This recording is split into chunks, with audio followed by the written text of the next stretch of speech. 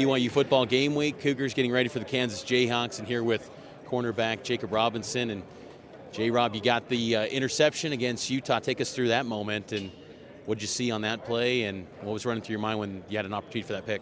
Okay, so we were just in our cover two.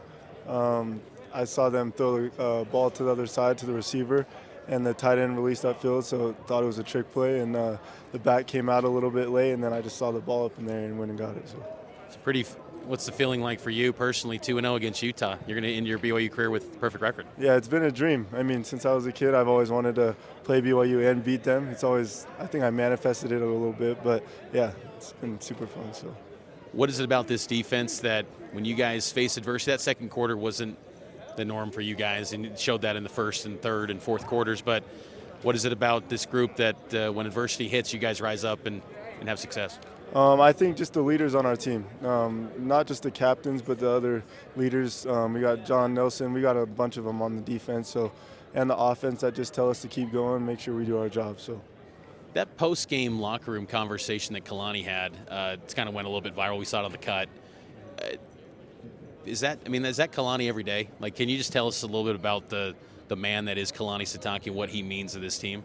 Yeah, I mean that's him every day. No matter if there's a bad situation, he's always positive. He preaches be positive. It's just always been him since I've been here for the last couple of years, and I think he'll just proceed to keep doing that. So, is that been different than anything you've ever experienced in your athletic career, having a coach where he's like, being a humble guy, but competitive, sure, yes, but also having respect for the people that you're competing against? Yeah, it's a little different. I mean, my high school coach, Jeremy Hill, he's pretty hard-nosed, like, let's go, just whoop them. But Kalani says to whoop them and then help them up, which that's what my dad's been preaching to me my whole life, so same thing. I heard just someone told me around here that you had a youth coach too, Duff Tittle. Was he pretty tough too? Yeah, he was tough. How's the team responded in practice this week? Has it been kind of like was that game almost like an empty the tank where just the emotions were so high? Have you guys still kept that same energy in practice this week? I think, it's just emotions are high again. We lost to them last year. We always have a chip on our shoulder every week, so statement 10. Yeah, that's it for us. Kansas was the team you guys opened your Big 12 era against. Can you just describe from that game one to now how much this program has grown and what you've learned is, weekly playing in the Big 12? I think especially scheme-wise, everyone understands what to do now. We got a lot more depth, and the Big 12, people have depth, and that's what we were lacking, I feel like, last year. This year we have a lot more. So, Is it gotten to a point with this defense where it's just continue to operate the high level you guys have been at, or is it still trying to feel like you guys have something more to keep getting better each week? Yeah, we always want more turnovers.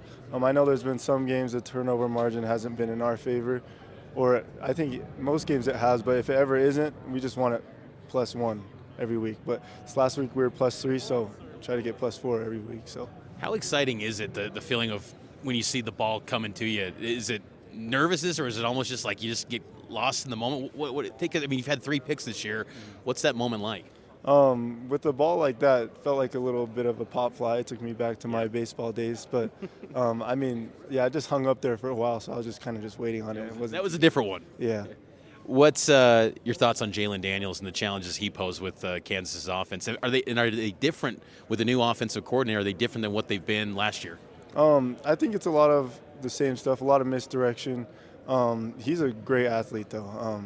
Jaden Dunlap grew up with him, so he just tells us how good of an athlete he is. And on film, we can see how great of an athlete he is. He has a really strong arm, and yeah.